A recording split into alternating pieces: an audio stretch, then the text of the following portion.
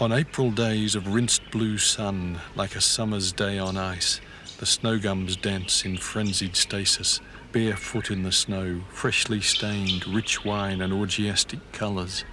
In the twisted pose of catwalk models, they unwrap, flare out new seasons, salmons, mahoganies, streaky greens and reds.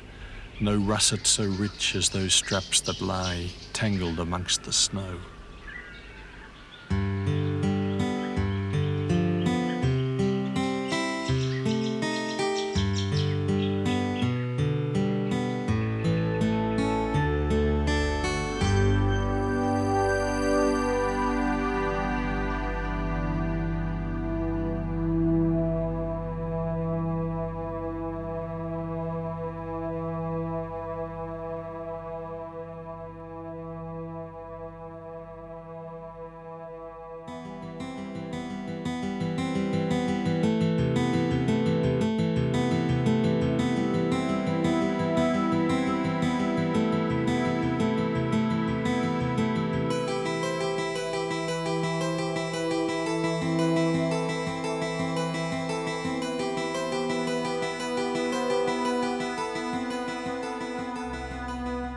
The Australian Alps National Parks refers to a collection of parks across the Alpine environment within Australia.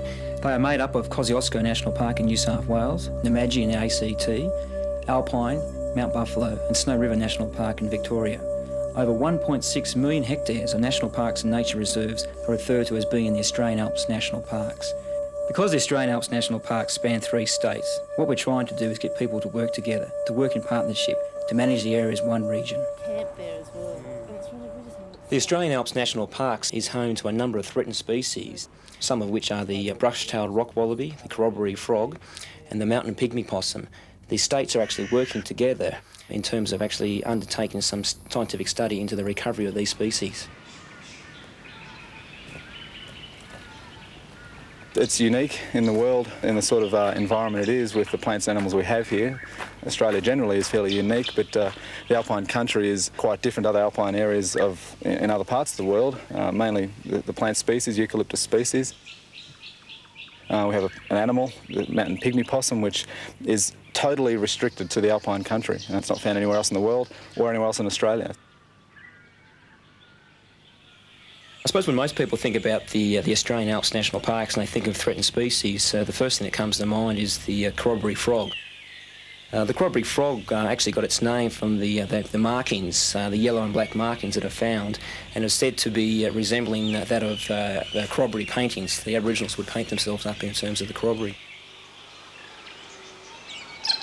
The Australian Alps National Parks recently undertook a study into brush-tailed rock wallabies and found that a large number of areas within the Imagery National Park and some areas within Kosciuszko National Park once had populations of brush-tailed rock wallabies.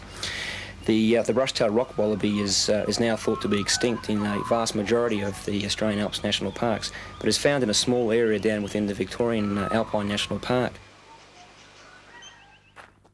Part of my job as the Aboriginal Heritage Officer is to work in partnership with Aboriginal communities in the management and conservation of their physical heritage, but also the maintenance of their spiritual connection with landscapes such as the Australian Alps. There is a lot of evidence across the Australian Alps of ceremonial sites, and in many cases the Australian Alps is discussed as one of the largest ceremonial sites in all of Australia. We're hoping to rekindle their physical and spiritual connections with the area. The Australian Alps wasn't just significant to the Monero people. It was significant to a lot of surrounding tribes, probably because maybe the plants that grew in the area, certain plants that are very rare, they had to have for medicine. But it was a host, like I said, but it wasn't the Monero and Bega Valley was probably the biggest. The only places in the whole southeast corner of Australia where they had the biggest ceremonies.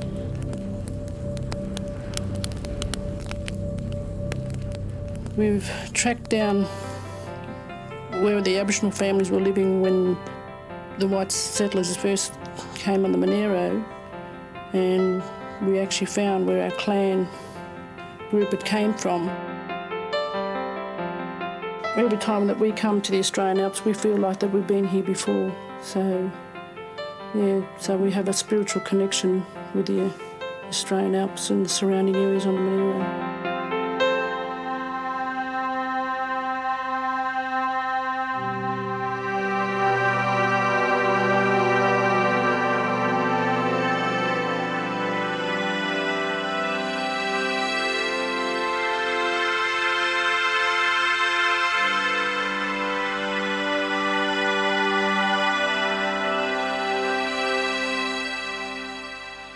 The high country is unique. It inspires people with notions of banjo-Patterson poems, A Man from the Snowy River, and high country sort of culture, heritage.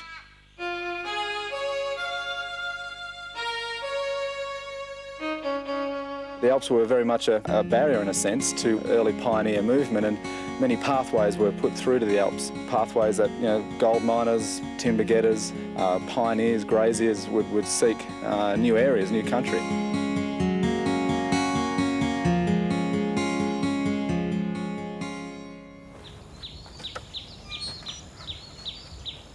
It must have been lonely, mustn't it? It must have been terribly lonely, because other than the people that were out there in tents or camps or huts, they wouldn't see anyone else, would they?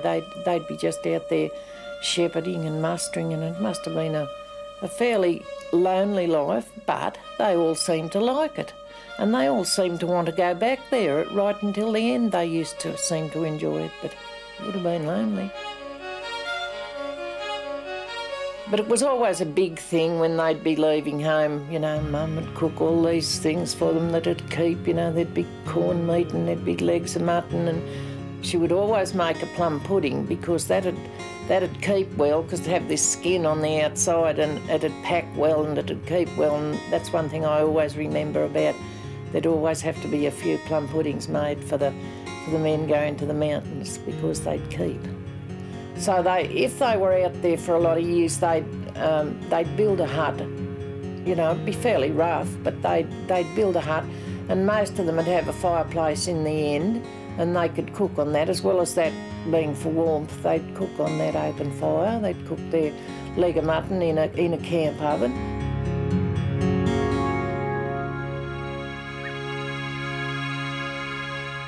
One of the problems of preserving the high country was that it got split into 3 different states. In fact, the Murray, one of its main rivers, was used to divide Victoria and New South Wales, and the ACT has another chunk of it.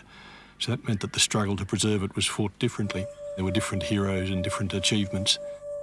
The real thing I would hope in the future is that these sort of artificial state divisions will be less and less important, and the country will be seen as one communal possession, both for Australians and for all the states and regions of Australia.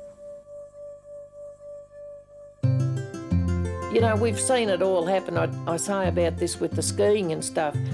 When I went to school, there'd be a few people come up on the train and go up to the chalet and stay there, or the old Kosciuszko Hotel, and they would ski. You know, just a handful of people, and we've seen it grow from that to something like 20 or 30,000 people here for a weekend. So it's been a big change in my lifetime, and a big change of use of the mountains. They were space, their independence. They're a place to prove yourself, a place to be yourself. They're also places to cherish. They're also places seen as unusual. They're places that people can worship by walking over them, and there are many people for whom their way of having an almost religious awe of them is to move from one sacred site in them to another. It's just, you know, mesmerising to wake up in the morning and see, you know, a plain that you saw the night before covered in snow, and, you know, no footprints on it, and the gum trees, you know, all burnt out black with the bushfire, covered with snow and the new growth in them, and all the life restarting. And, you know, just all the mountains and the views, the different colours, everything. It's beautiful. Yeah. It's hard to describe.